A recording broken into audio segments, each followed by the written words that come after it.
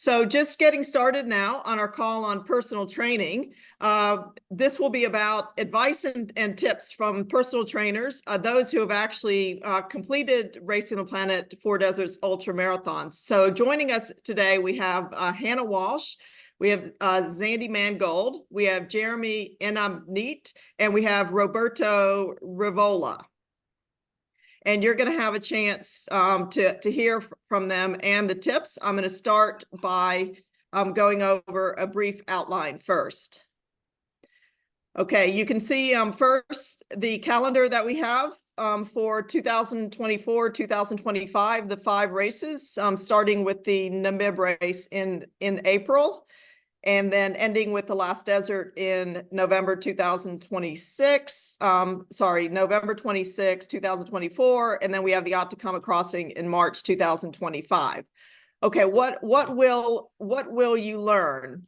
Okay, we'll go over briefly what is Racing the Planet, what are the Racing the Planet ultramarathons, what is a self-supported race. We'll go over some key facts. And we'll tell you, well, how do you get started? What does a training plan look like? How to get to the start line prepared. And then we're going to have an introduction to our personal trainers. They're going to also tell you how to get to the start line. And they're going to offer top tips on how to tackle many different aspects of a Racing the Planet ultramarathon. And then finally, we'll end with Q&A. And then give you some information on different helpful resources for you. Okay, so just getting started again, Racing the Planet, founded in 2002, basically founded with the ethos to take people back to the basics in life, and to give you the opportunity to experience special cultures and landscapes that are quickly disappearing. We've hosted over 75 races in 20 years in nearly 20 countries. 10,000 people have taken part from more than 100 countries. We have the 4 Deserts Ultramarathon Series, which are the 4 races in major deserts around the world. And then we have what's called the Racing Planet Ultramarathon. We also call it the roving race. And that is a race that can take place anywhere in the world, and it doesn't actually have to be a desert. Those who finish the full 4 Deserts Ultramarathon Series become a member of the 4 Deserts Club. And then also, starting in 2008, we started something called the 4 Deserts Grand Slam and the 4 Deserts Grand Slam Plus. And that gives people the opportunity to finish all 4 deserts in 1 year, or to finish the four deserts and the roving race. For basically even finishing one race, it is very much a life-enhancing experience. What are the Racing the Planet ultramarathons? They're each 250 kilometers over 6 stages, 7 days. They are self-supported, which means you have to carry all of your own food and gear for the week. And they are over rough country terrain. So you could find yourself going up rocks, through bushes. Really, we try to make the races as off-road as we possibly can. And they were set up to take place in stunning and culturally rich locations. And then what exactly does self-supported mean?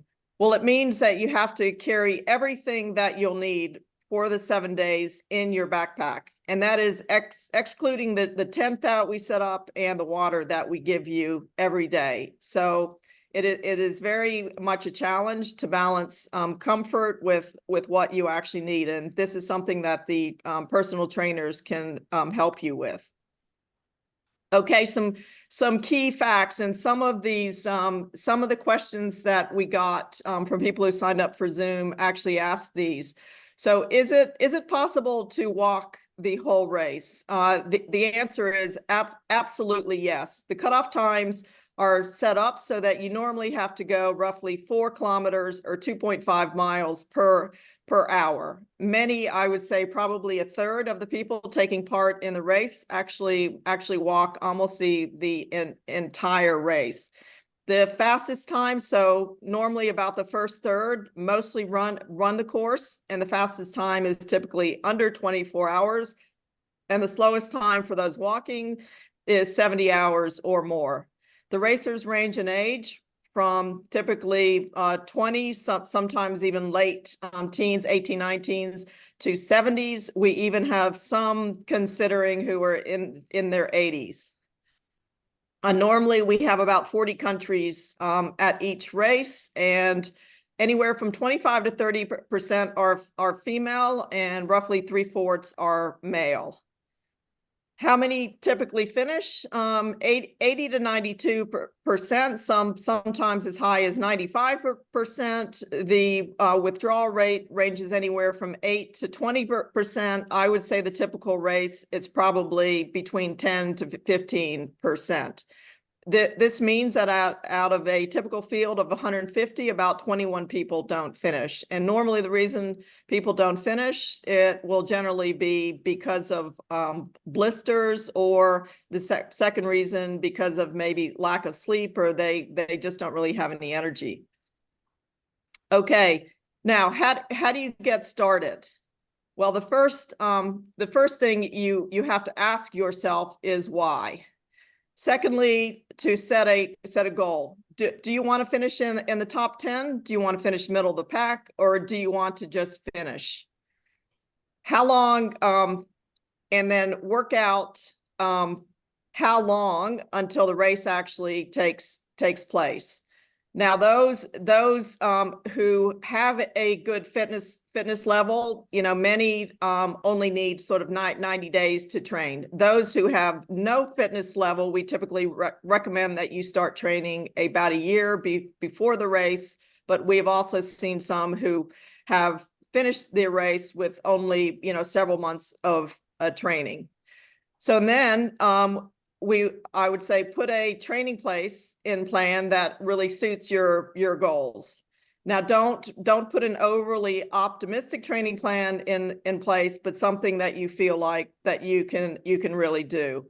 Also, the other option is to get a personal trainer. The personal trainers are helpful for many reasons. And then also use what people have learned. There's so much information on the internet. Talk to past racers, look at our training plans, talk to the trainers, look at all the blogs, the photos, the videos. You can learn a great deal from looking at photos to see how people are wearing their backpack, do videos to see what some of the landscape will be like. And then plan for the different type of climate, terrain, elevation, altitude. Also very important, plan on your gear, and then plan on how do you actually plan to get to the race location.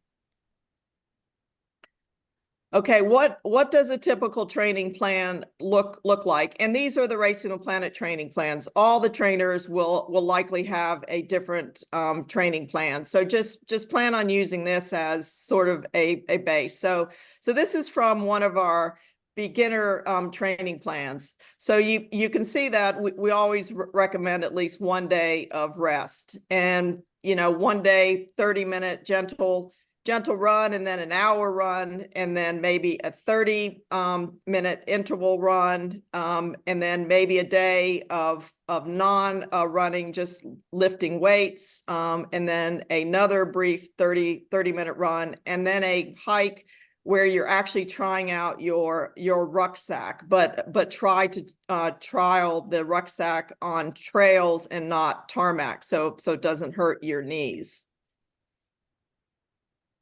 And then it is very much about body and mind. So don't ignore that. Okay, how to get to the start line prepared. So this is now where I'm going to bring out the real meat of the Zoom call, and I'm going to introduce you to Hannah Walsh, who has won multiple age group awards at Racing the Planet. So Hannah's focus is really on women, and she's done a great job of bringing teams of women to the races. Also, we're going to have Zandy Mangold, who won the Atacama Crossing. But the interesting thing about Zandy is, so Zandy first got involved in Racing the Planet when he was actually taking photos for us. So he took photos at many races, and then he finally signed up for his first Racing the Planet ultramarathon in 2010. And the interesting thing about Zandy is Zandy had a terrible problem with blisters on that race, and Zandy finished dead last. So we really, Zandy is the only one we've ever had to finish dead last and then to win. And then we have third is Jeremy. So Jeremy recently took part in the Atacama Crossing, and he placed second overall. It was Jeremy's first race. And then lastly, we have Roberto, who has also won. He's won multiple age group awards. Okay, now I'm going to start with Hannah. So Hannah, if you could possibly unmute yourself, if you could tell everyone how you would get them to the start line prepared. Thanks, Mary. Hi, everyone. Shall I start? I mean, I've got a brief plan on the start line. So what I did with this, rather than giving you my take, I've looked at the group that I took to Atacama Crossing last year. So I took 10 women out to Atacama Crossing, a whole range of different abilities. This is just an average of their training, so it might give you some helpful insights into what you might expect. So on average, they were training for 7 hours a week throughout the 8 months prior to the race. And this was around 55 kilometers or 34 miles a week. And that was across all different workout types, whether that was running, hiking, or cycling indoors or outdoors. The time spent running through those 7 hours was only 50% of the time. So this comes back to, I think, Mary, you had a point on non-weight bearing training on the slide previous. So what I've seen best with a lot of the women that I work with is introducing cross training and strength training into their weekly routine. My advice would be to focus first on your fitness as your primary weapon and introduce all of the interventions later on. That's the thing that is going to get you to the finish line. And then as you get closer to the event, you can get more specific. So 3 months out, you want to start building up your backpack weight. Consider interventions if you need to acclimate to heat and or altitude and get out onto race specific terrain. And it's never too early to start training. So I would say start as early as you can, and don't go out on day one of training with 100% of your backpack weight. That's one of the biggest mistakes that I see in training. That's great. That's very helpful, Hannah. Okay, and then Zandy.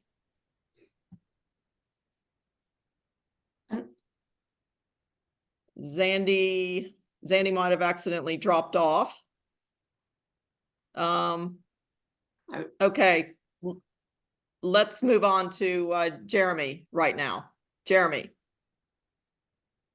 Sure. Hello, hey, everyone. Yeah, I mean, I kind of agree with everything Hannah said. That was like a great way to get a person to the starting line.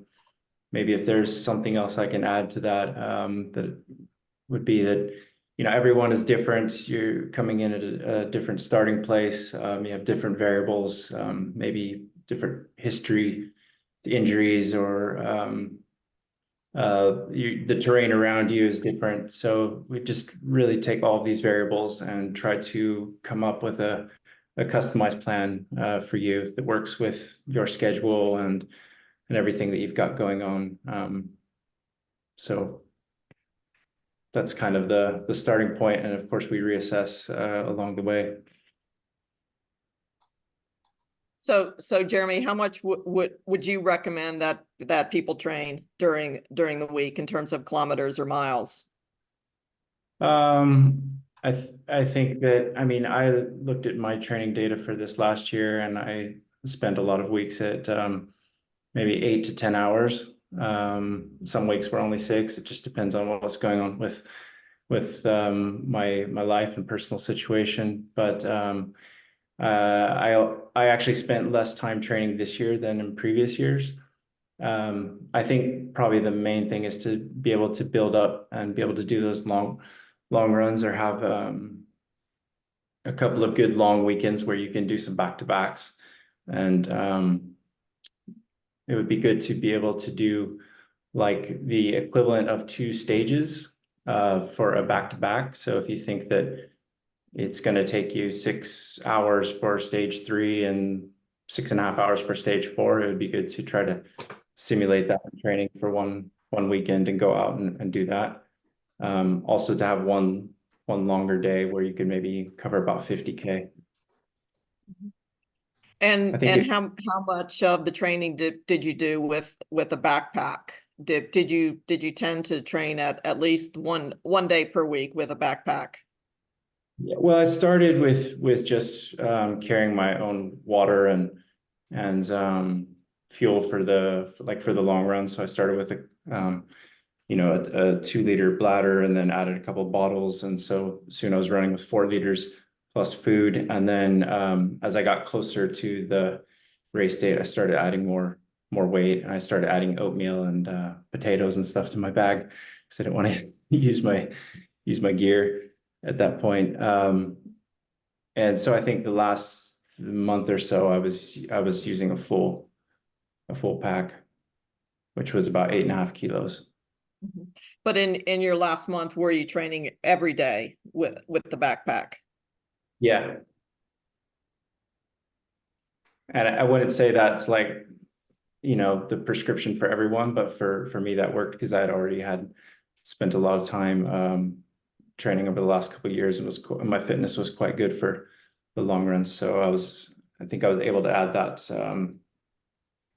start running with a full pack earlier than maybe some other people would be able to. So just depends on the person.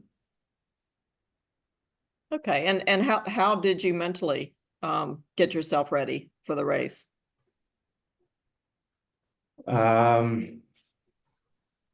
Yeah, that's a good question. I mean, I just went in with a strong mind. That's something we practice in training. So just trying to show up at every workout, and you get a lot of good mental training on those long runs. Yeah, I think you need to go into it knowing that things are maybe not going to go as planned, and it's going to get difficult, and just be ready for that. Just be able to handle it. So I know you finished second in the Atacama Crossing. What was it always your goal for a top 5 or top 10 finish? I mean, I really didn't know how it was going to go. I thought I was doing well with my training runs, but there's so many unknown variables out there with the heat and doing it and the altitude and going multiple days at a time. I surprised myself, to be honest. So. Okay, good. All right, Jeremy, thank you. So we'll come back to both Jeremy and Hannah shortly. Now we're going to move on to Roberto.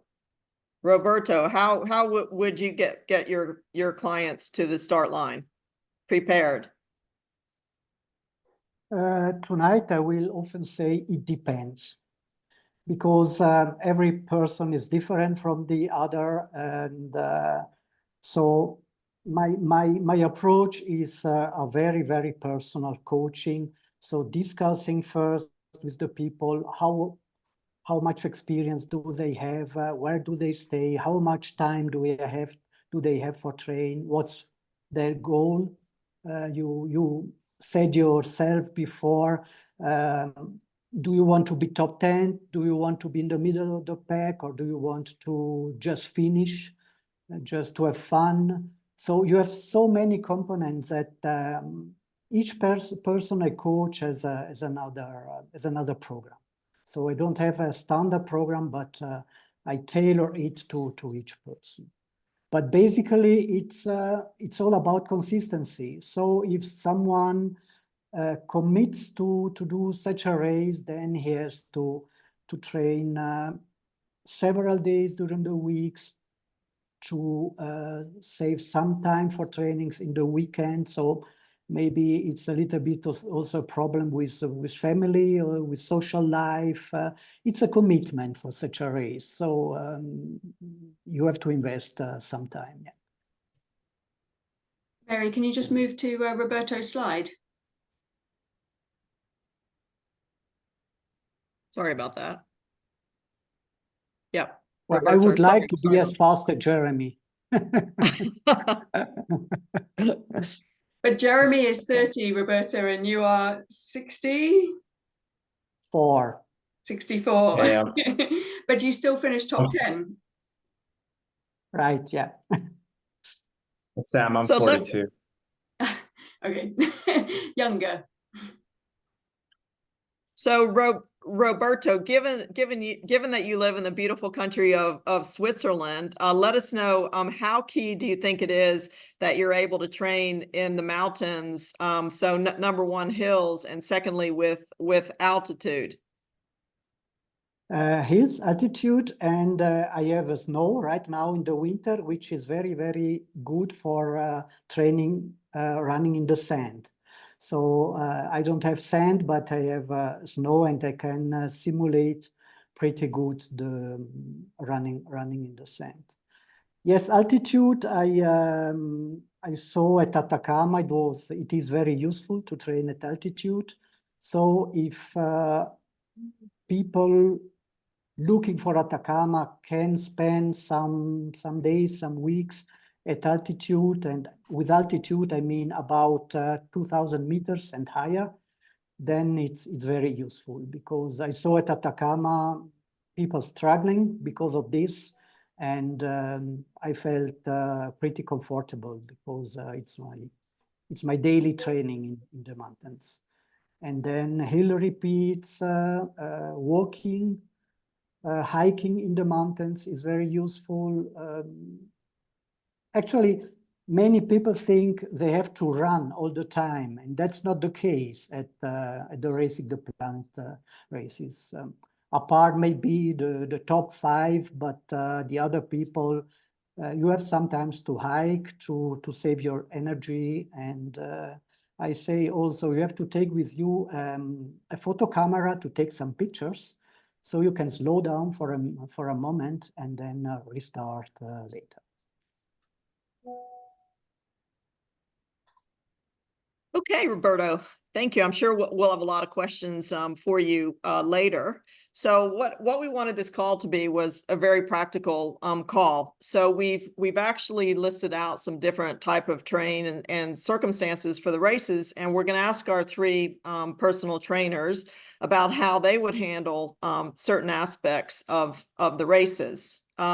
So it looks like Zandy is not going to be able to join right now, but possibly later. He's having some issues, so we just have Hannah, Jeremy, and Roberto. Okay, so the first thing I wanted to do was start by going over the gear. So there's typically 35 mandatory items. A pack should not weigh more than sort of 12 kilos or 26 pounds. An ideal pack is 25 to 30 liters. Half of the weight of the pack, or which equals about 14,000 calories, will actually be the food. And normally freeze-dried food is the best. And you can just see I just have a list of the different items that you will have to bring, but bringing the right gear is absolutely key. And there's so much experience based on people who have done races that you really, there's no reason for bringing any wrong gear to the race. Okay, so the first thing that I want to do is ask, starting with Hannah, for her sort of top gear tips. Yeah, of course. Thanks, Mary. So my primary tip would be on gaiters. I know they're listed in the optional gear, but I would say they're mandatory. I've seen so many athletes who don't go with gaiters or just use the partial coverage ones and end up with foot issues. So I'd say definitely source gaiters that give you full coverage. Number 2 is buy your backpack early on in training, especially if you're a female athlete. That's the most important piece of kit that you'll buy. And I mean, for some of the women I coach, it can be, once it's filled, up to 20% of their body weight, which is huge. So it needs to fit you properly. It needs to have everything accessible. Number 3 would be to leave your phone, MP3 player, power bank at home. You don't need any of that stuff. It's just extra weight. Take some extra food, or just leave it at home. Number 4 would be choose to take one luxury item with you. Some of the women that I've coached have taken things like sleeping masks, reminders from home from their children, just something small to take with you. And the final one would be to choose an inflatable sleeping mat over a fold-out mat, purely over comfort and to give you a better night's sleep. But if you do that, make sure that you check it for punctures prior to arriving at the race. I've had a few women who I've supported who haven't done that, and that has been an issue once they have arrived. So do test it out before race day. Thank you, Hannah. Okay, Jeremy. Yeah, sure. So I think, I mean, the main idea for me is if it doesn't aid in performance or recovery, consider ditching it. Probably don't need it. But the top 5 gear tips, choose comfort and proper fit over weight or other considerations. If it doesn't fit correctly, like the pack, then you could get a rash or have some chafing or some blisters. So really make sure it fits well. Small thing, but for the recovery shake, a lot of us have a recovery shake after the stage. And I took a spiral ball from a protein shaker cup and used that with my backup flask. So I didn't have to carry any other mixer containers or anything. And I just mixed up my shake in this. So the spiral ball from these protein shake cuppers is like, cups is like 10 grams. Wear shorts or pants with good pockets so you can keep your run food there so you have quick and easy access. You might be able to use just your pockets instead of having a pack in front. Also, I used my inflatable mattress as a barrier between my, so in my backpack, as a barrier between my back and the other items in my pack. So it kind of like, I had like a soft wall there that my back was against. That worked out pretty well. And the last one is I used a sleeping bag with a liner, and I think that really helped with, well, first of all, it kept my bag in good shape, and I just needed to wash the liner later. And the combination of the two was actually a little bit cheaper and still hit the temperature rating that was required for the race. So I think that worked out well for me. That's all. Okay. Thanks, Jeremy. And Roberto. Well, I would begin from the bottom, from the shoes. Choose shoes which fit. And that means 1 to 2 size larger than your normal shoes. Same for the backpack. The backpack has to fit. So try the backpack, train with the backpack, and don't buy a too big backpack, because if you have a lot of space, you will fit it a lot of gear, a lot of things, and it will be heavy. So for me, for my clients, it's all about having a light backpack, as light as possible. I think the lightest I had, it was 7.2 kilo. So you can work, you can spend some time on the backpack and on what you fit in the backpack. Then don't forget warm clothes for the evening, for the night, and for the morning before the start, because in the desert it can get down to 0 degrees in the night, and you spend a lot of energy warming yourself, which you should save for the race. And the last tip is take enough sun cream, because there's so many red faces, red shoulders, and that's not nice. And the medical staff has a lot of work with this. That's great. Thank you, Roberto. Okay, and then food. Hannah, what food would you recommend bringing? So what I would typically take is in the morning have something that's about 400 calories, so a high protein porridge, and then usually have like a strong electrolyte drink with that, especially if you're going into a climate that is very hot.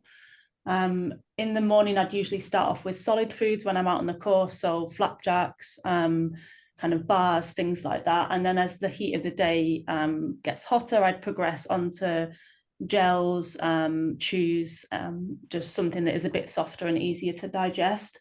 I personally keep my hydration and food separate, so I wouldn't rely on any drink mixes. I'd usually take a couple just as a backup, but I just prefer to keep them both separate so I can better control each one of them.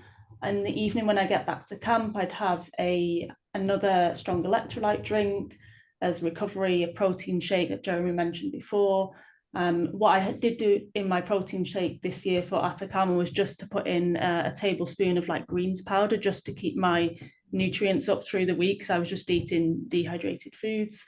And then always had a packet of salt and vinegar chips straight after I came back through the finish line. Dinner was usually 2 or 3 courses, so I'd have noodles, dehydrated meal, and then something hot in the evening, whether it was like a hot chocolate or a soup or a broth, just something as the temperature dropped just to keep me warm. So I usually edge on the higher side of food, normally take a bit more than I need to, but I eat more. How many calories do you typically take for the week?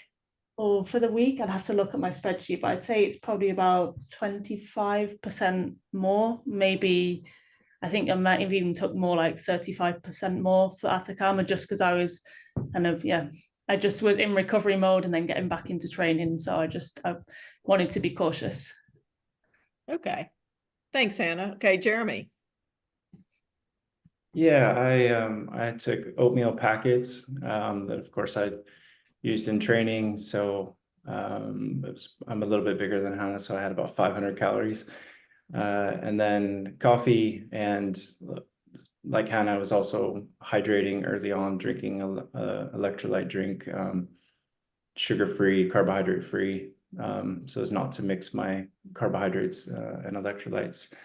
And then also very similar to Hannah, I had bars, which maybe I would not use these for a marathon, but this, I think, is good to have the bars with a little bit of protein and fat for these kinds of events.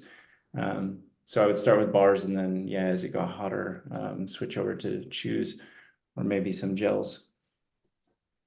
As I said, I used the electrolytes, sugar-free, and I took a lot of electrolytes so that I could continue drinking them throughout the day. So even in the evening, I would keep drinking electrolytes.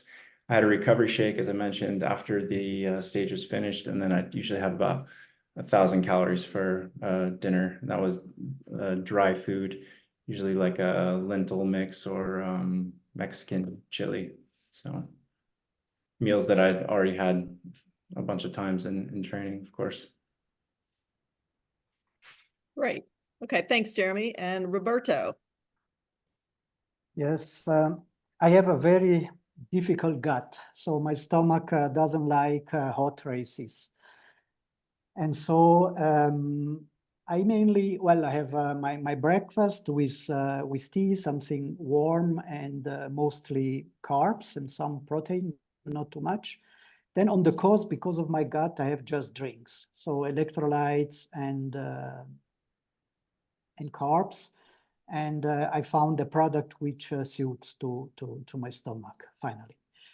Then Jeremy mentioned at the finish line protein drink. It's very important.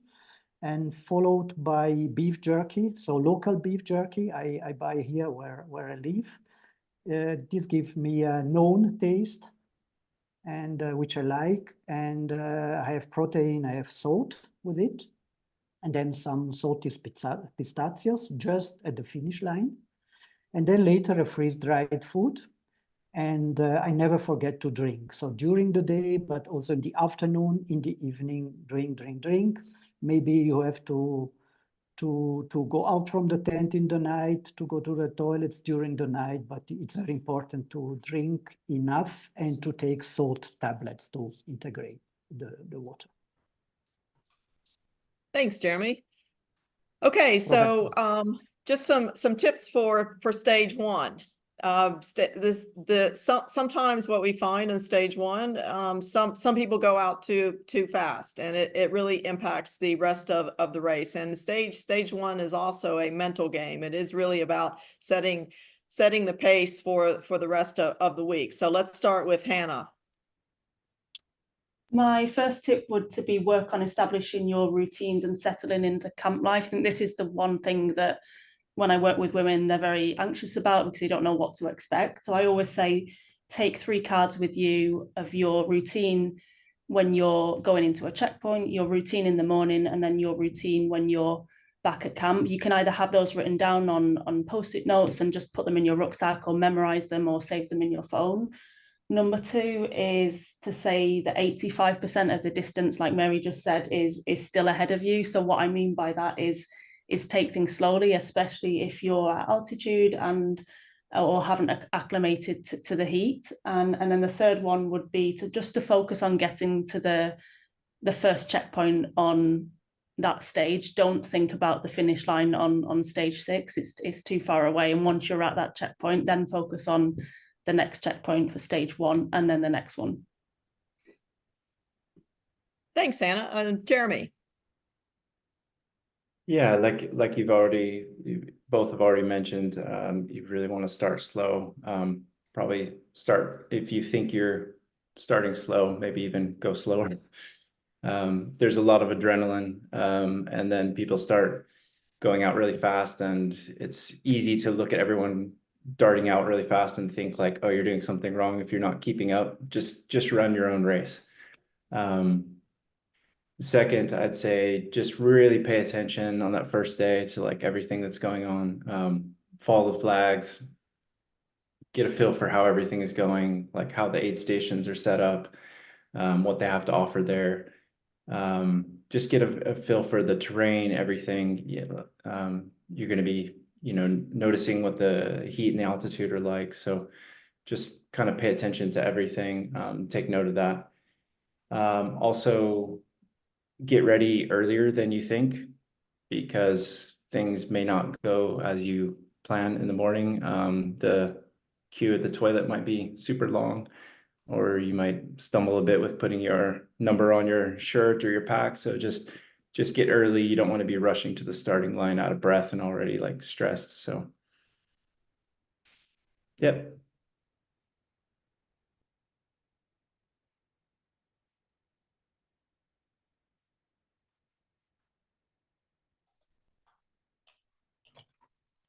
Mary, you're on mute. Ooh. Okay, so as not to move away from this whilst Mary's sorting out if she's got any issues going on there. I had a question for any of the trainers, and then we'll come on to everyone else's questions as well. So if I consider myself, not me, but as a racer, reasonably fit, and I am looking to take part in a race, how would you say, and let's say I've got 6 months until the race, what would you say my first week of training might look like? Or are there questions that you'd need to ask before you could give an answer on that? And that's to any of the 3 of you.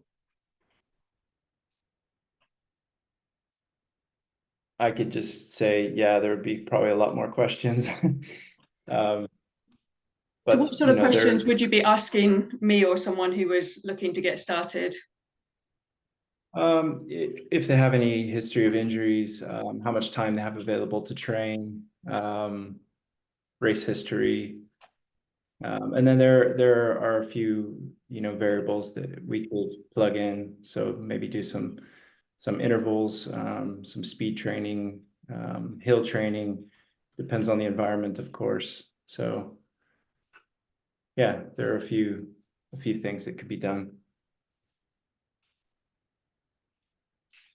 Yes, history is very important for a coach. So also I can just add knowing if you already did races, other races, how long.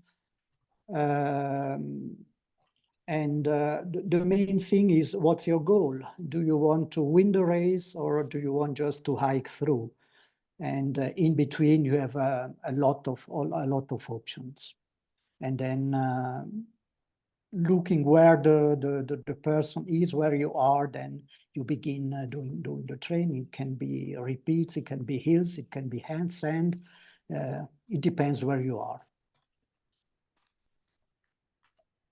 Yeah, I would agree with all of that. I think just adding on to that, two of the questions that I really like to ask when I start working with somebody new is, when in the last maybe couple of years of your training have you felt the best, and then when have you felt the worst, and then look back on your training data or your racing and try to see what happened around those times, whether it was injury or there was things going on in outside of training, work, personal life that tied in with that, and just to see what your weaknesses are and your strengths are before we start the training process. Great, it's very, very helpful. Roberto, did you have anything to add to the stage 1 tips? Yes, well, everybody said start slowly. What's slowly? I suggest to practice in other races what slowly could be, because as Jeremy said, that's this hype, everybody's on adrenaline, is going off like crazy. So practice at home what could be slowly, and then go even slower. Then Hannah mentioned the routines. To the routines, I would add also the nutrition. So during stage 1, already practice how you react to the nutrition you prepared, you took with you. And then I think the most important thing is to enjoy the views, and don't think how heavy the backpack is, but just go through and enjoy what's around you, because it's maybe you will have once in a lifetime this adventure in this landscape. So keep the eyes open. Excellent tips, Roberto. Okay, and then some tips for sand dunes. Hannah, what are your tips? Yeah, so if I'm working with somebody, and if it's something going down sand dunes, or whether it's descending just down a regular hill, if it's something that you don't feel very confident with, start to practice that early on in training. So maybe on your long run, just introduce 2 to 3 pickups as you're descending, just to try and move the feet quickly and start to practice moving at that quicker speed and see what it feels like. When you're out on the course on the dunes, if you're worried about the pace and moving quickly, just lean back into your heels, and that will slow you right down. And then my third tip would be back to gaiters, is just to wear those gaiters and make sure that they cover all of the shoe to avoid any sand getting in. Great, thank you. And Jeremy? Yeah, I think that strength training can help a lot with this, because you're just going to be using all different parts of your legs, a lot of different muscles with these.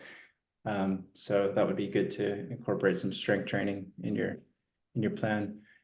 Second, go slow, go sideways. I think when you're going downhill, I found that to be a little bit easier to go, kind of go diagonally. Number 3, rest if needed. Like when you're going uphill, it's super tough. So just rest if you need, use your hands, do whatever it takes.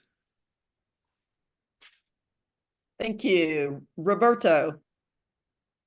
Yes, I would add take small steps, not steps, not long steps, and go step by step. Don't be frustrated if you have the feeling you are so slow, you don't make any meter on that dune. look around you, everybody's struggling there. So just enjoy the fact that you dreamed of the desert, you dreamed of the dunes, and so enjoy them. And this means always have a positive attitude. It's mental training. It helps a lot. So let me just ask, thank you for that. Let me just ask a very practical question. How many of you actually train in sand for the desert races? Well, I said I train in snow. Before, I was used to train on beach volleyball fields. So doing rounds and rounds, I think there were 6 of them. And so I was doing rounds for 1 or 2 hours, but it was not funny, but it was mental training as well. And how many think it would be useful to have trekking poles for the sand dunes? Definitely, I would No. say. Go ahead, Hannah? Hannah. I would say not specifically for sand dunes, but I would probably recommend trekking poles for 90% of races, 90% of the time. Yeah, maybe you need them for sand dunes, maybe not. But I think coming on to your next point, river crossings, that's definitely one where they'll come into play.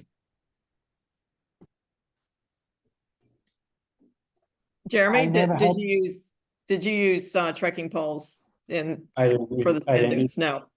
No, I didn't use poles. And I'm definitely not against them, but I hadn't trained with them, and I was planning on running most of it. I thought that I could probably be okay without them, but maybe I'll use them in another race. Probably will. Roberto. I never used them in deserts, and I did a dozen of races, and it was okay for me. I use them every day in training in the mountains because they are very useful. But I find in the sand you can't push with the pole. So I agree with Hannah. I would have been glad to have them by the river crossings because it was a sort of unstable thing. So I would suggest to take them. And but I would also train with poles because you see a lot of people who are not used to poles, and it's more a struggle than a help. So if poles, then train properly and train properly on the not on the tarmac, doing Nordic walking, but on hills, on mountains, and in sand or snow if possible. Okay. Thank you.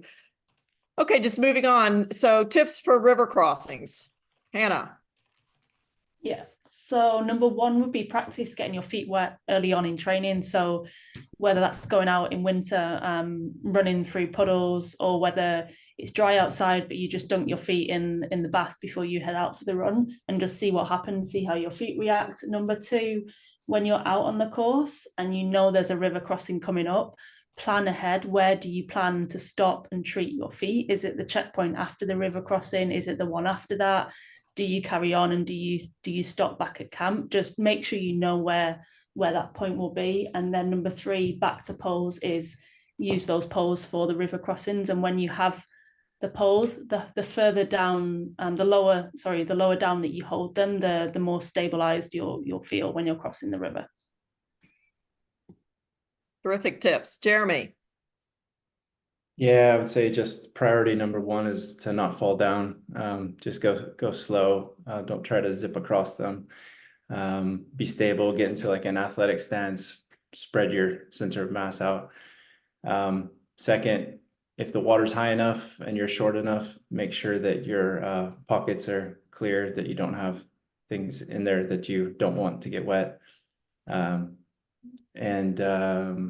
Yeah, I guess the third one would be just know you're going to get wet, at least not to come. I think Sam even mentions this in the briefing, like you're going to get wet. So don't like go to great lengths to try to avoid getting wet, because eventually it's going to happen. So just embrace it.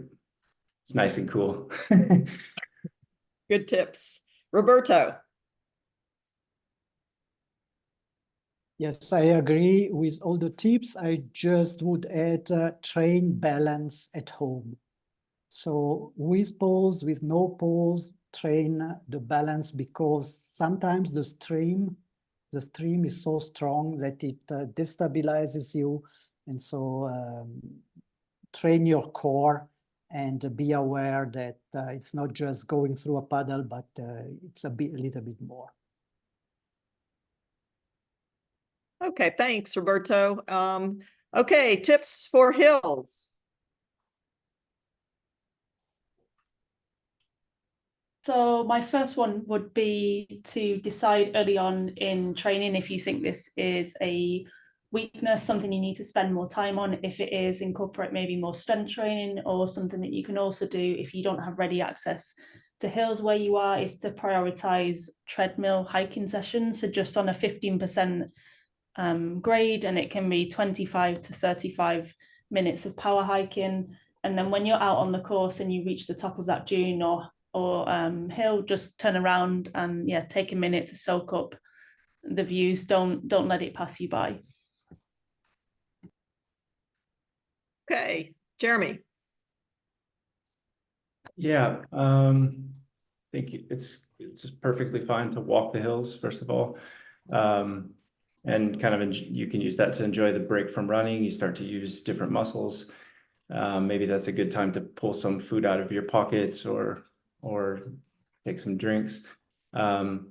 Second, keep your rate of perceived exertion as planned. So if you're sort of running the whole race at a level 6 out of 10, then keep the hills about 6 out of 10. So don't overdo it and go all the way up to a 9 or 10 on the hills. So just keep the effort level about the same. Be mindful of that.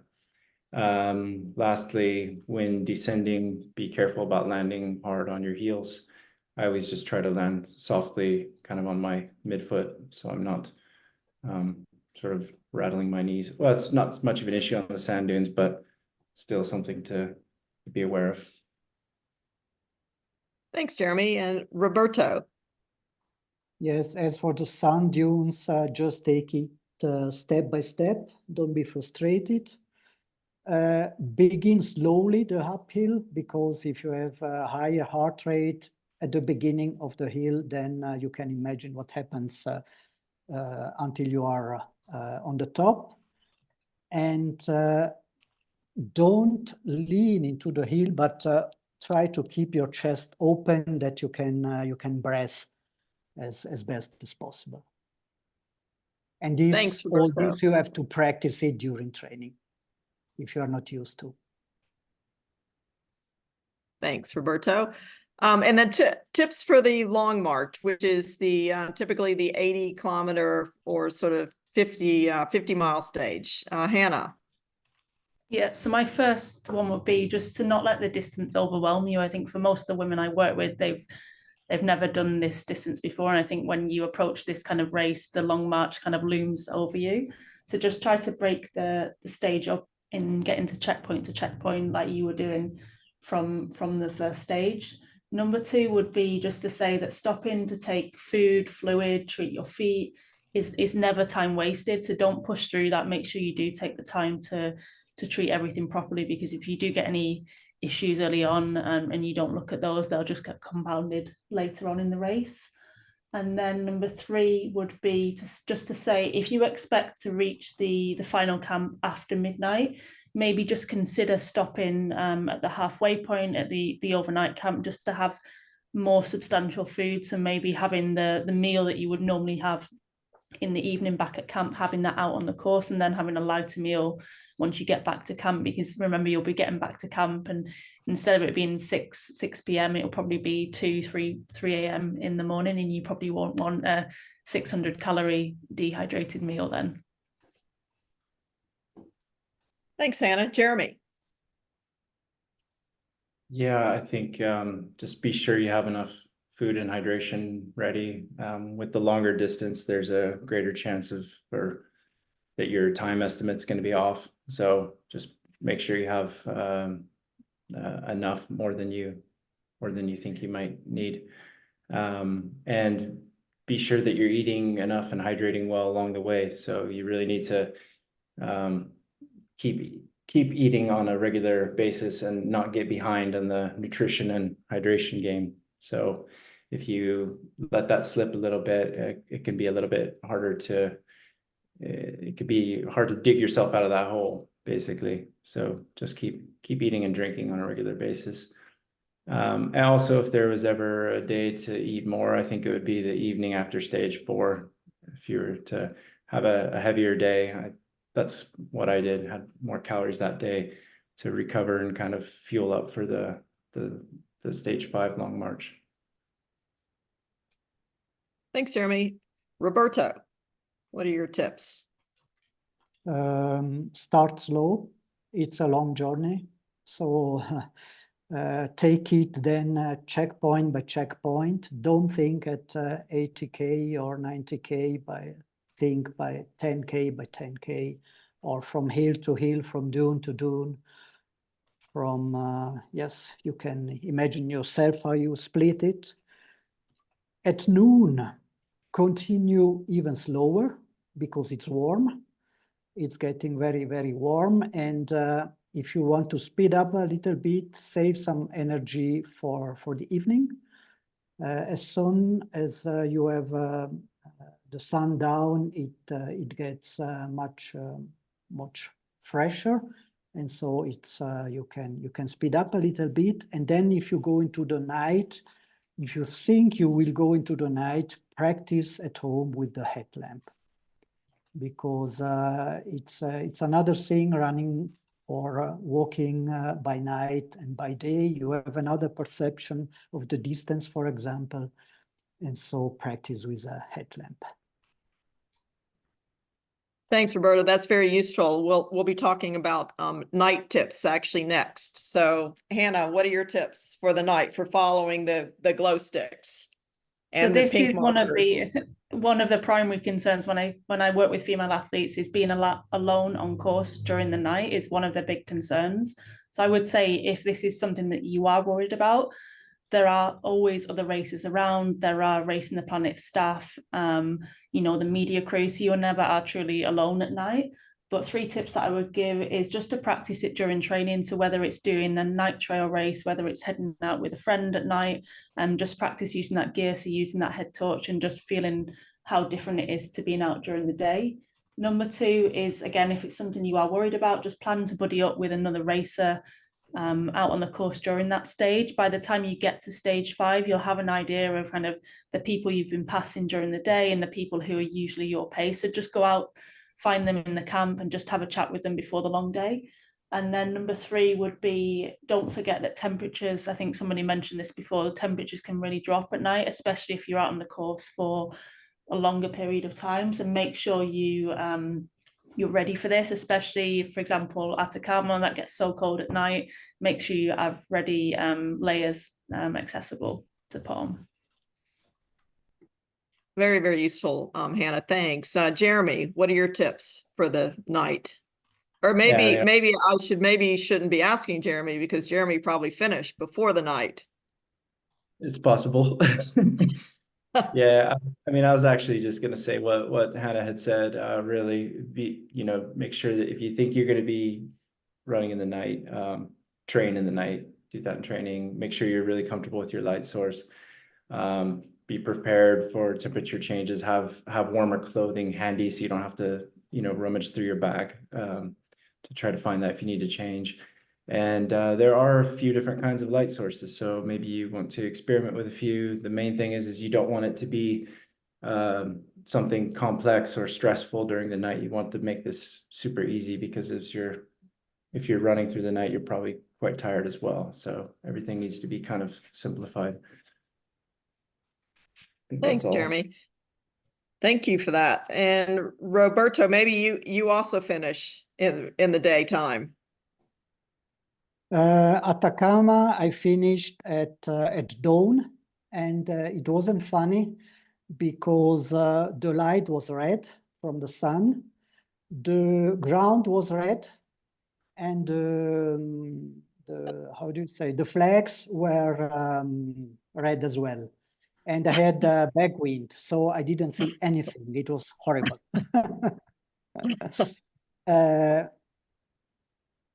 Well, I would say the night or the long stage is the 4th or 5th day.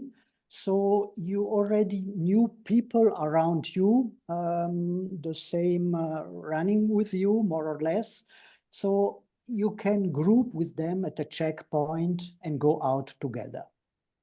And you can help each other. If you will spend the whole night alone, is better to group with other people. And then the other thing, and that's what I did then in Atacama, it was to enjoy the stars and the full moon, and it helped a lot to find the right way. Yeah. Okay. Thank you, Roberto. Just a side note to that is many say that the long march and the overnight stage is their absolute favorite stage, but they always say that in hindsight. So it's a very interesting stage. Okay, and many of you may end up running in the Antarctic someday, so we thought we would give you a couple cold weather tips, and also with the climate changing, sometimes the races can be very cold. So we'll start with Hannah. What are your tips for running in the cold? I would say, again, just practice it. If it's something you know is coming, which obviously we signed up for this race, practice it as much or as near to as you can in training. So for me, I'm in the UK, we don't get weather like this, but even if it's just heading out in winter, whether it's slush, snow, or just heading up to the north of the UK for a training camp prior to the race, I think if you can dedicate, 2 to 3 days in a different location that has as close to similar conditions as you'll find in the race, that will be, as best as you can do. Thanks, Anna. Jeremy. Yeah, I honestly haven't given this question much thought, but I am training in this like all the time here in Finland. I think it's good to have really strong legs, strong ankles. Make sure that you're stepping carefully. You might run a little bit like stockier, I guess. But yeah, definitely practice it if you can. I don't know what more to really add to that. Okay, our Swiss champion. What are your tips for running in the cold? Well, an issue could be, as you see from this picture, that you run with other clothes than you are used to. So even if it's not cold at home, try to walk or run with such clothes. I mean, with such long and heavy pants, with a hat and with a heavy jacket, because you don't move the same with just a shirt or with this sort of clothes. And then take small steps, and it's maybe a little bit the opposite what I said before. I train in the snow for the sand. So if you have sand, you can train in the sand for the snow. Just for your steps, just practicing how to move forward. Okay, thank you, Roberto. And then we just have 3 or 4 more slides with tips from our expert personal trainers. Many who have done the races say that their race was actually 90% mental and 10% physical. So never underestimate the importance of the mental tips. So let's start with Hannah.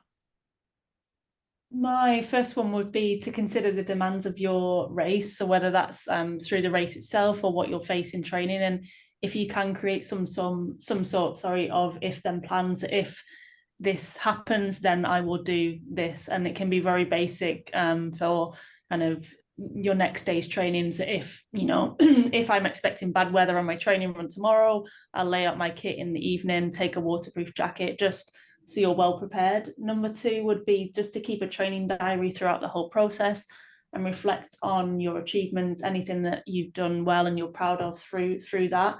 And then as the event gets closer, go back and go through all of that, and just, it will help build your confidence as the race gets nearer. And then number 3, I think I mentioned this one earlier on, but have 3 well-rehearsed routines that can help keep you focused during the race itself. So that's your checkpoint routine, your morning routine at camp, and then your evening routine at camp. And whether you memorize those or you have them on your phone or you have them written down somewhere.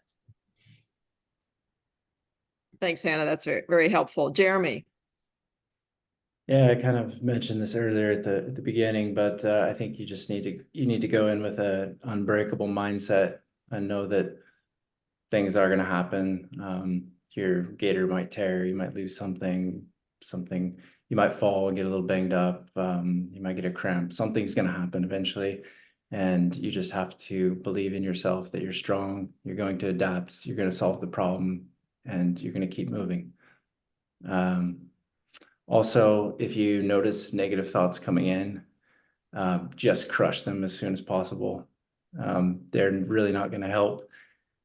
So as soon as you notice them, just try to stomp the negative thoughts out, because they can't help and they can make a difficult situation much worse. Also use positive self-talk. So you can talk to yourself. You can say things like, I'm a badass, or whatever. I think it's also helpful to speak in the second person voice. So I would often do this. I would do it almost if it was like my dad talking to me or something, say, you're doing great, keep going, you're doing great. So I would kind of have that running through my head throughout the race.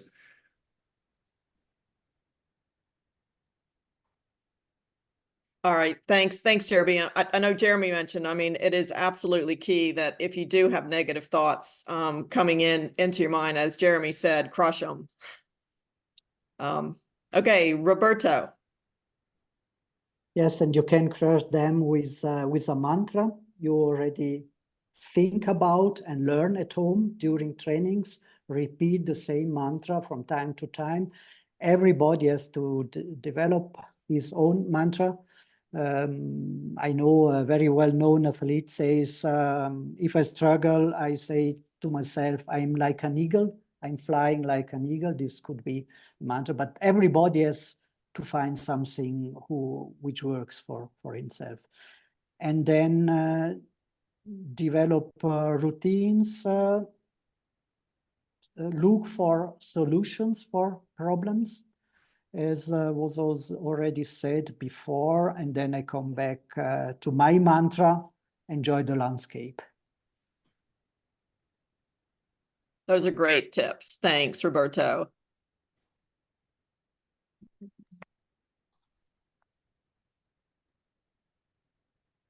Okay, and tips for enjoying the tent life. Hannah. Yeah, so I think this can be something definitely when I speak to female athletes that they're slightly nervous about. I don't know if this is specifically females or just races in general. I would say don't be afraid to ask your tent mates to help you with anything at all. They're there to help you, and equally, if you can at any point you see them struggling, just offer to help them where you can. Number 2 would be to organize your gear for the next day the night before. So that's everything from what you'll be wearing to tidying your backpack as much as you can, to organizing the breakfast that you'll have in the morning, just so you don't need to wake people up and you can get out easily in the tent. And then number 3, again, a common concern I have with female athletes is, will I wake up in the morning to start the race? So just find out in the tent who is an early riser, if you know that you are not, and ask them just to give you a nudge if you're worried about sleeping in, which I'm sure they will do. Thanks, Anna. Jeremy. Yeah, I think it's good to keep a simple arrangement of your gear. Every night, have your things in the same place. So if you need to reach for something, or in the morning when you're getting ready, everything is kind of in the same order. Also bring earplugs, maybe backup earplugs, and make sure that they're comfortable. So test those in training as well. And then go to bed early. I think your sleep is probably not going to be great, but maybe you can get in early and try to increase your chance of getting more sleep. Thanks, Jeremy. Roberto. Don't bother about people snoring. You can't change it. You can have earplugs. Sometimes it helps a little bit, but that's life, and that's just 5 or 6 nights, so it's doable. Then, as already mentioned before, help each other. And my experience is look for new friends. So don't always stay with people you already know. Don't make a group from your tent, but look around and share your experience with other people. It's very worth. And meanwhile, I have friends all over the world. And since 10, 12 years, I have friends, and we share our experiences. We share our private life as well. They visited me here in the mountains from everywhere in the world. So it's very nice to be in such a group of like-minded people. Thanks, Roberto. And then just some quick travel tips. Hannah. Yeah, so my number one would be, if you can, arrive at the host town early on, whether that's to acclimate to the heat of the altitude, or whether it's just to organize gear. Number two, if you're walking around town, wear your jacket with Racing the Planet flags. That'll just help, you know, notify other racers, and it helps just strike up a conversation, especially if you're traveling solo. And then number three, I think we spend a lot of time, well, we do spend a lot of time planning for the race itself, and then often we don't think about, you know, what happens after the race. So I would say, if you can, try to plan 1 to 2 nights after the race, just to celebrate your achievements and decompress. Because if you go straight back from Racing the Planet life back into ordinary life, it can be quite a shift. So it's nice to have a few days just to transition. Very, very good points. Jeremy. Yeah, first tip would be to carry your kit on. You'll see that this is recommended everywhere, but carry your kit on the airplane as much as you can, and wear your running shoes. You might look like a dork, but that's okay. My luggage was actually lost, so I did get it back just in time, but I was a little bit less stressed because I at least had my backpack and my shoes and most of the mandatory items. Second, kind of like what Hannah mentioned, you know, it may not be possible for everyone, but if you can arrive a day or two early to reduce stress, that would be really good. I know for this last Atacama race, some people's flights were delayed and they actually missed out on the race. So maybe it'd be good to try to fly in earlier and not the last minute. And then also after the race, if you can, like Hannah mentioned, if you can stay a bit after, it's also good for recovery, just to be kind of like taking it easy and walking around a little bit, rather than getting in this locked up sitting position on an airplane for several hours. So if you can hang out a bit and enjoy the race town or whatever, that'd be great. That's all for me. Thanks, Jeremy. Roberto. I have just one tip to add. If you want to visit the region, don't do it after the race, because I saw people who wanted to stay 1 more week, for example, and they had such feet full of blisters, they were not able to move around. They had to stay in the hotel room. So my experience, what I do is always to come 2, 3, this year even 10 days before, in San Pedro de Atacama, and visit the region, doing trekkings, just moving a little bit around. So you don't have to run, but it's worth it, because it's a region you probably don't know, but do it before the race, not after the race. Yeah, that's an excellent point. And we're going to move to the next slide, which will actually give you tips on how to avoid blisters. So Hannah, what do you do to avoid blisters? Yeah, so there is a really great book called Fixing Your Feet by a guy called John von Hoff. I would recommend purchasing that book. It was the only book that you read this year. Read that book cover to cover. I think they actually updated it a few years ago. So if you can try to get the 2021, the newer version. And there's so many tips and things inside there. And if you can, again, during training, practice applying all of those different techniques and products throughout your training process. Like you set, goals in your long runs. Can you set a small goal that relates to your foot care each week, just trying a different product? One of the products that we had really good success with this year with my athletes was from Two Toms. They have these small gel skin to skin squares, and they were just used by everyone, and they saved many people's feet during the Atacama crossings. If you can pick up some of those and add those to your blister kit, I would encourage you to do so. Terrific. Jeremy. Yeah, and I think there was another Racing the Planet webinar with the medical team that they spoke quite well on this. For me, I tried my shoes a lot in training. I used to get a lot of blisters, and then I found a good shoe and sock arrangement, and I don't get blisters anymore. So I didn't have really any in training, and I didn't have any during the race. Second, I think the medical team spoke on this in that webinar I'm referring to, but there is a lot of blister advice out there, and you'll see 1,000 things on the internet. But it can be a very individual issue, and your solution might be different than your friends. So you do want to try different things out. There's not really a one size fits all prescription for these things. Third, if you do get something in your shoe or you get a clump of sand during the race, you might want to consider if it's worth stopping, taking your shoe off and getting that out of there so it doesn't make things any worse. Thanks, Jeremy. Roberto, what are your tips? Larger shoes, as usual, as I already said. Then test your socks, and test your socks if possible in sand and in river crossings, because often the problem are the socks and not only the shoes.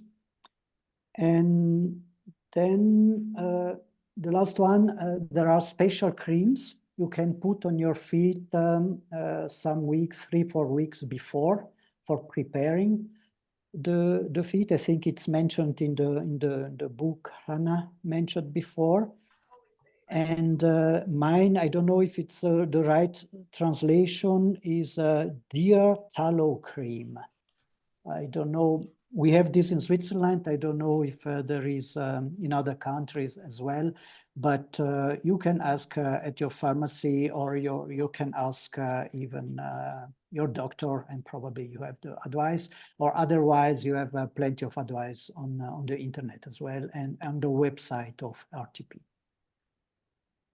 Yeah, if someone has questions about that cream, Roberto, if you can send me the name of it, I will let people know. Thank you for that. And further on, we're going to be asking our personal trainers what brand models of shoes that they wear and socks to help them to actually avoid blisters. Okay, this I think everyone has answered. I think everyone said yes, that they would bring trekking poles, except for Jeremy. And me. Oh, you also. Okay.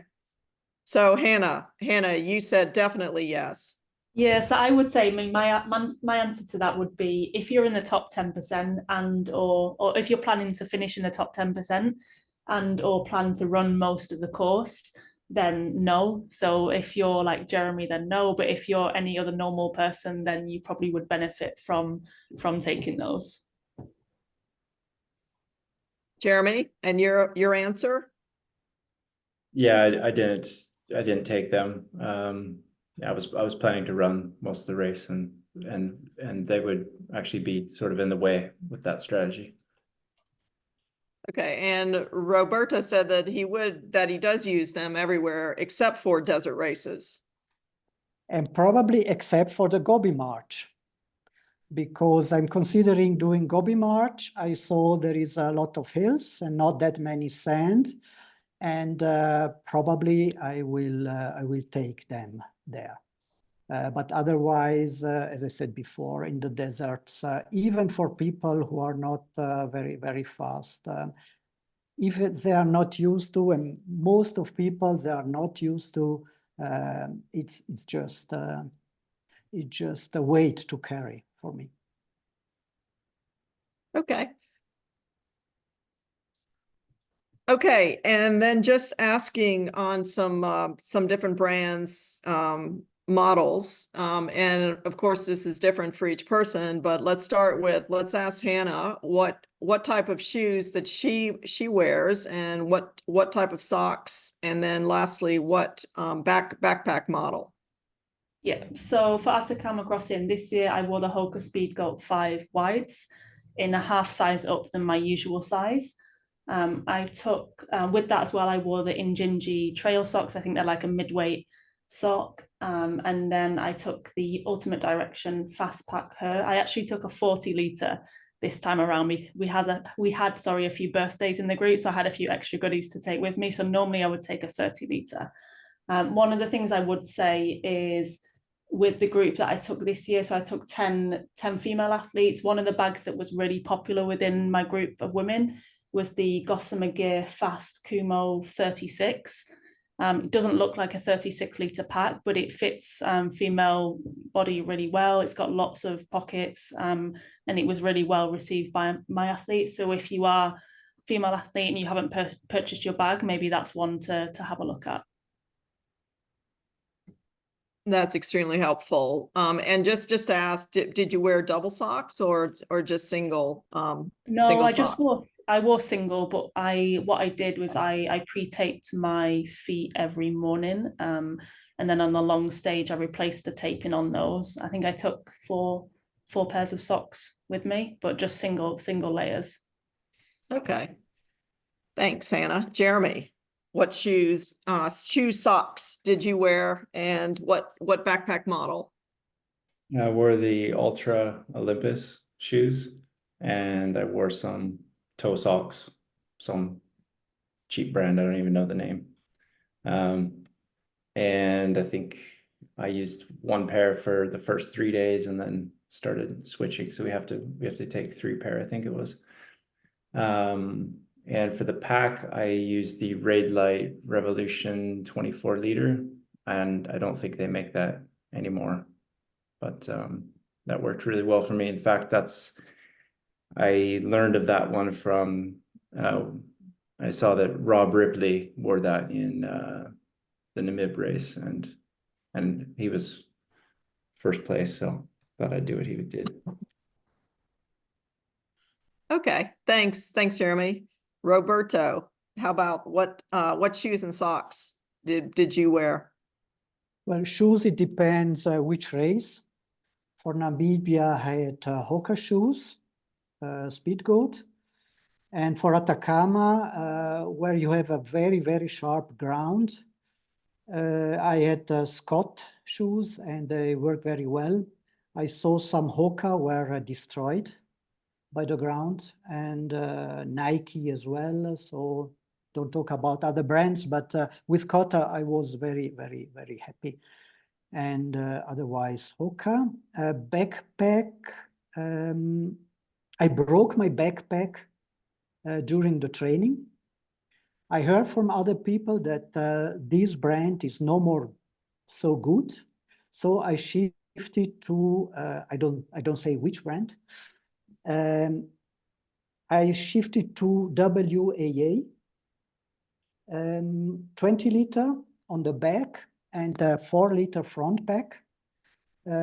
We didn't discuss about front packs until now, but I think it's very useful because it can counterbalance the weight you have on the back. You have it some weight, you know, on the front with the buttons as well. And by the way, for Hannah, it fits very well also for women, because I have a short back, and I'm very comfortable with it. And some clients of me bought it as well, and they are training with it, and they are very, very happy with it. The socks, the name of the socks is Rollo socks. There are socks which help with the ankle. They keep your ankle. You don't move too much the ankle, and in Atacama it was very, very important because of the ground.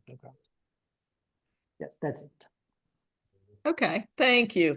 And let me ask, how many of you had blisters during your last race? None, 0 blisters. Yeah, I think you'll Oh, be Fantastic. do well to do away with no blisters. Yeah. I think Sam was giving I away a lost. prize this year for anyone that did do the whole race and didn't get any blisters. Yeah, I didn't have any blisters. I had That is one. amazing. And I had one. You had one? I lost one toenail, but it's coming now. Okay. Great. Okay, and then I think this is a last sort of gear item, and then we'll sort of close it up. But so do you take water bottles, or do you use a Camelback, which is also known as a water bladder? Hannah. I personally take water bottles, and I would recommend all of my athletes do so, just because you can visibly see how much fluid you've taken on and how much is left. And then from that, I would just say I normally take 750ml bottles on the front. One of the women in my group last year actually found the brand of soft flasks online. They're called Atacama, the brand, and they are 750 milliliters. I think, Jeremy, I don't know if you were showing one on screen before. It looked like one of those. But yeah, those are really, really good ones. So I would take 2 750s and then a collapsible 1 litre platypus. The conversation or the debate that we always have is whether you should be taking hard bottles or soft bottles. I don't know if anyone else has that, and that comes up. Jeremy. Yeah, I took bottles. In fact, I took this bottle that this gentleman here is slurping on right now, this photo. And then I had these 2 600 milliliter flasks as the backup to meet the mandatory, I think it was a 2-liter requirement. The issue I think with the bladder is, you know, if you don't, yeah, as Hannah mentioned, you don't know exactly how much you're drinking, and then when you get to the aid stations, you have to take your pack off and pull it out, and it can be a whole lot of work to refill. So definitely bottles. Roberto. Yes, bottles for me as well. Flasks can get broken, so just as backup, as Jeremy said. Yes, you see how many water you still have in the bottle, and you don't have to take out the backpack. And as I said before, you have a little bit of weight in front of you and not all the weight in your back, and it can help during 6 days if you have this balance. And maybe one of you could also explain what the benefit is to have a sort of soft bottle versus a hard bottle. So what you see in the picture is a hard bottle, and what Jeremy showed was a soft bottle. Maybe you could explain, Hannah, Jeremy, what the benefit maybe I can is say to from a women's point of view, I was just going to add to this, Mary, that if you've got a bigger chest, often my athletes will find having a hard bottle quite uncomfortable, especially if the backpack, you know, fits and doesn't fit very well. So I would say that's where maybe softer bottles might be more comfortable for you to wear. But then on the downside, there, I think, Roberto, you mentioned this, you can get punctures in them, and also when you're at checkpoints, they're a bit trickier to fill up. So it's just weighing up the pros and cons and what you find most comfortable at the end of the day. Okay. Well, that's super. Those great tips there. Super tips, really. Thank you very, very much. And now I know we've gone sort of way past our hour. We're about 30 minutes past the hour, but I wanted to ask if anyone has any questions. If you do have questions, please unmute yourselves and ask the personal trainers the questions.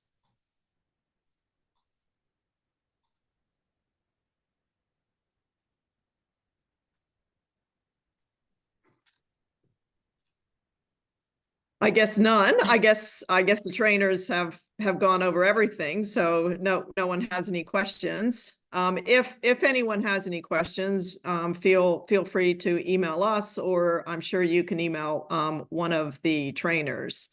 Okay, and then just sort of finishing off things, just let me go over some different resources that you also have to train. So talking to past racers, the training plans, obviously the personal trainers. And I should note on the personal trainers that we feel like the personal trainers are such a great asset to helping the racers get not only to the start line, but also the finish line. So we do highly recommend a personal trainer. But if you have something that works for you, that's fine. But they are very good with keeping you on track and also saving you on money when you're talking about gear and food that you need to use during the week. So also we have a lot of resources on the website, from course information to gear list. It helps to look at the photos, watch the videos. Read the personal blogs. You can get a lot of information from the personal blogs. We also have a lot of expert articles written by our medical teams. We have advice about equipment, training, etc. So basically, sort of in closing here, you will really find out things about yourself that you never knew. It is quite a life-enhancing experience, and you will definitely meet lifelong friends, as many of the personal trainers also alluded to, especially Roberto, with all the people that come to visit him in Switzerland. So just in closing, also the races we have coming up: the Namib race, followed by the Gobi March, followed by actually racing on the planet Jordan, the Last Desert, and then the Atacama Crossing in early 2025. And just to note that if you want to, you can. So that pretty much closes out the call. For all of you, I'll be sending an email with a link to the recording. We'll also be having other Zoom calls that are very race specific on the Namib race and the Gobi March, which you can also sign up for. So I just wanted to thank everyone, especially let me thank the personal trainers for all of their help. Thank you all, Hannah, Roberto, Jeremy. And then finally, in closing, actually, Zandy has joined. I think Zandy has joined the call. Zandy, are you there? Hi. Yeah. So I just wanted you to just briefly meet Zandy. So Zandy is also famous for, as I mentioned earlier on the call, for finishing last at his first race and then winning the Atacama Crossing. So Zandy is also an excellent personal trainer, and maybe Zandy can just give you a brief overview of what he did differently to go from last place to first place. Oh, it's going to be in the book. No, that would take. Let me see if I can do this succinctly. I've learned so much by doing things incorrectly in the first race. I felt like it was like I went to college, like I got a 4-year degree in ultra running and stage racing after the first race. And what did I do differently? I trained specifically for the Atacama Crossing, which meant running on a lot of rocks and elevation in training. And I also heat acclimated before the Atacama Crossing. I had not heat acclimated before my first race, and that made a world of difference. And then everything that I was listening to that the other trainers mentioned, such as gear that you choose, is extremely important. And I was able to hone in on the right gear and reduce my weight that I was carrying for the Atacama crossing. So I mean, that's just a very brief a list of what I did differently. And Zandy, just quickly, how did you keep from getting blisters in the Atacama? Because I think in your first race, you had a lot of blisters.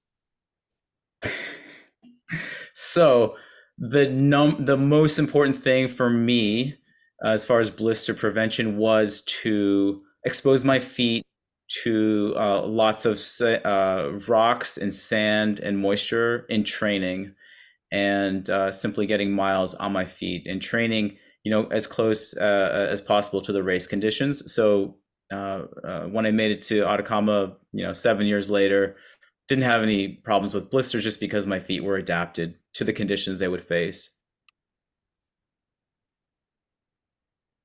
That's great. Okay.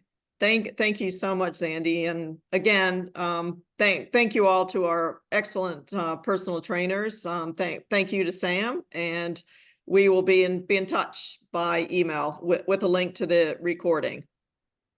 Okay. Thank you all.